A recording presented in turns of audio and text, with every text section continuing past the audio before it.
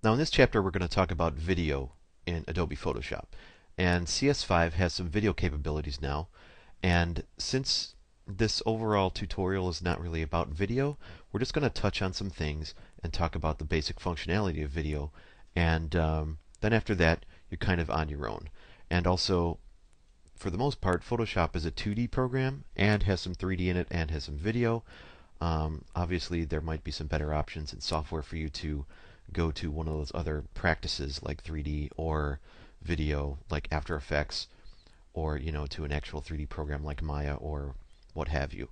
But to import a video, so you could go ahead and do File, and you could do Open. And I'm just going to open my astronaut move, and you could see here's video.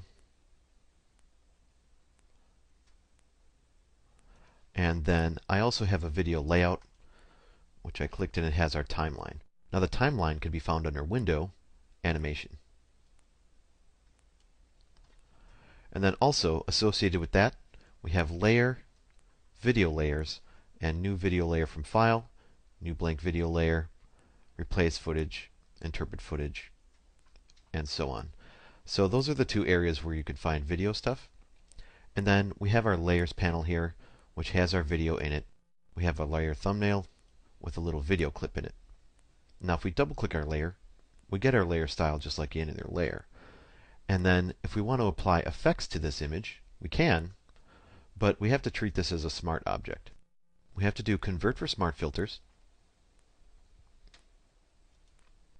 and then our layer is converted into a smart object. So now this is pointing to DP Astronaut. So from here, we have our timeline. Let's just play this really quick. We have our little astronaut floating in space. Very, very simple animation that was created in After Effects and brought into Photoshop here. And wait for it. And then he explodes. So there's your basic controls. You have your timeline. We have our layer 1 here, which is our video. I'm going to go ahead and name that video.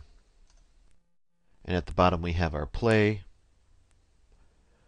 and our next frame, enable audio, and our zoom slider, toggle onion skin, delete keyframes. And then we have our drop down, which has more video stuff.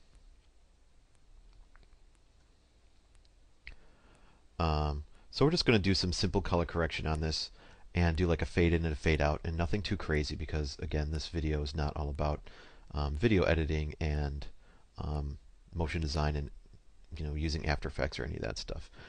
So we can go ahead and create some adjustment layers just to help dial this in a little bit and make some adjustments. So you want it a little bit darker. Maybe we wanted to set it into a cool tone.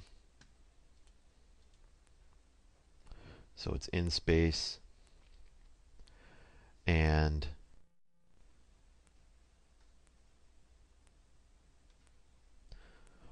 maybe take our exposure down.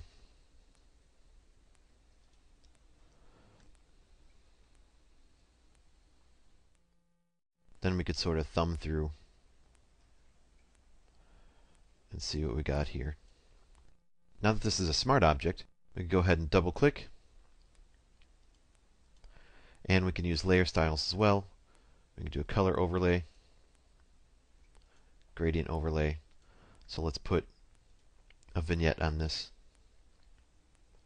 Just going to do radial, reverse, and foreground to transparent, multiply, scale this up. I'm not going to align it with the layer.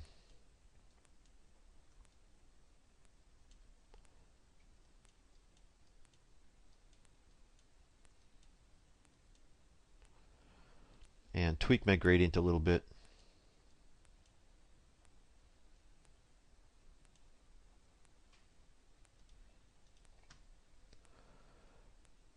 And there's our vignette.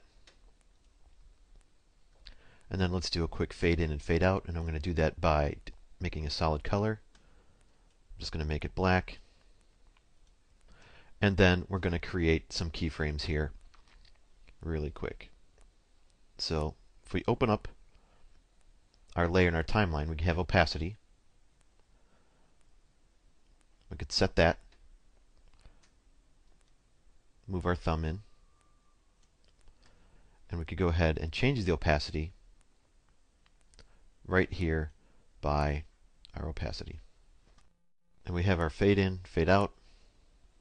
I'm going to go ahead and do the same as the end, which I'm going to set this to 100. And I'm going to move this in and set this to 0.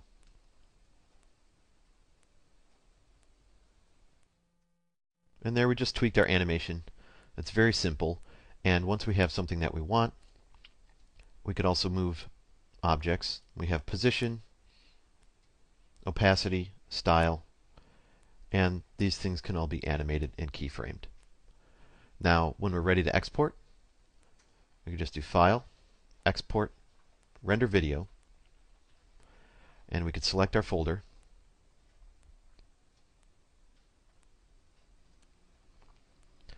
Or subfolder our QuickTime options with our settings. I'm going to turn this off. And I'm going to do just H.264. Keyframes automatic. Sure, that sounds good. Hit OK.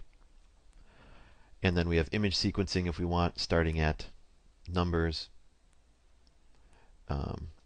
document size. I'm just going to leave that alone. We have our range. You could set your range here and your render options.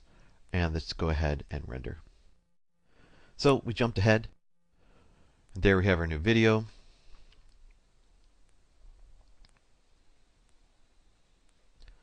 All color corrected and with our style added and our fade in and fade out. And then we have our working file where we animated a solid color. We put on some adjustment layers and we just treated this image and just rendered out our video. So again, we have our timeline. We got some video options here. And then under layer, video layers, we have some video options there as well. And then our layers panel. We set some keyframes. And that was pretty much it for a little video overview.